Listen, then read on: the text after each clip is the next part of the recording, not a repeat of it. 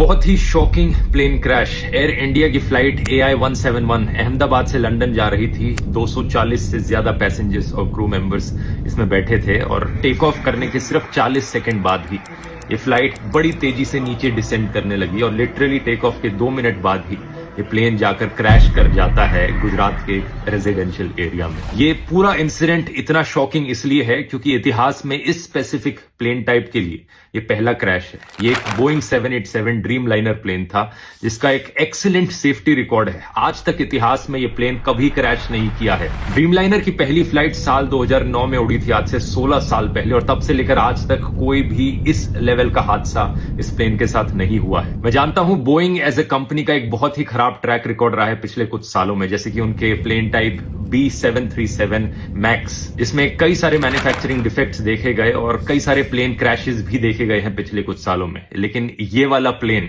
वो नहीं था। इस प्लेन का स्पेसिफिक कोड नंबर VTANB था, जिसे आप इंटरनेट पर जाकर सर्च करोगे तो सारा डेटा मिल जाएगा। ये 11 साल पुराना प्लेन था, कोई ज्यादा पुराना प्लेन नहीं था। ड्रीम लाइनर्स का लाइफ स्पैन 20 से 30 साल तक का होता है। जो पायलट इस प्लेन को उड़ा रहे थे, कैप्टन सुमित सबरवाल, उनका खुद का भी 8200 फ्लाइट आवर्स का फ्लाइट एक्सपीरियंस था, जो कि बहुत अच्छा होता है, तो पायलट भी इनएक्सपीरियंस नहीं थे। अगला सवाल आपके दिमाग में आएगा कि क्या वेदर खराब था? ऐसा भी नहीं था। 1:30 बजे दोपहर के ये क्रैश हुआ। वेदर कंडीशंस अगर देखी जाए तो लगभग 40 डिग्री सेल्सियस के आसपास का तापमान था। कोई ज्यादा तेज हवाएं नहीं चल रही थी। विजिबिलिटी जो थी बहुत ही अच्छी थी, 6 किलोमीटर से ज्यादा की विजिबिलिटी। तो ऐसे में सवाल उठता है कि यहां प्रॉब्लम कहां पर हुई। इसका असली जवाब हमें जल्द ही पता लगेगा। अभी प्लेन के ब्लैक बॉक्स से इंफॉर्मेशन को रिट्रीव किया जा रहा है, लेकिन मोस्ट लाइकली ये पूरा हादसा एक बहुत ही भयंकर टेक्निकल फेलियर का लग रहा है। क्या यहां पर कोई इंजन फेलियर हुआ है मेंटेनेंस फेलियर की वजह से? इसका असली जवाब तो हमें तभी पता लगेगा जब ब्लैक बॉक्स को रिट्रीव करके